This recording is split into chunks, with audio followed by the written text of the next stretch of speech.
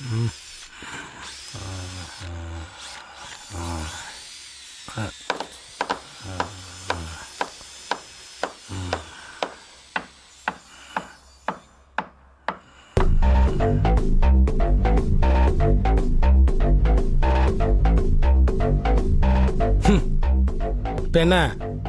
என்ன கொல்ல போறீங்க?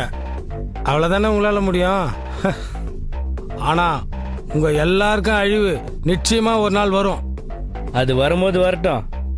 இப்போ உனக்கு என்ன நடக்க போகுதுன்னு தெரிஞ்சுக்க. உன் தலைக்கு மேலே இருந்து ஒவ்வொரு சொட்டாவும் நெத்தில விழும். கொஞ்ச நேரத்துக்கு சுகமாக இருக்கும். ஆனால் நேரம் போக போக ஒவ்வொரு சொட்டும் உன் நெத்தில இடி மாறி விழும். அப்படியே விட்டா நீ சொன்ன மாதிரி செத்துடுவ. ஆனால் அது உனக்கு நடக்காது.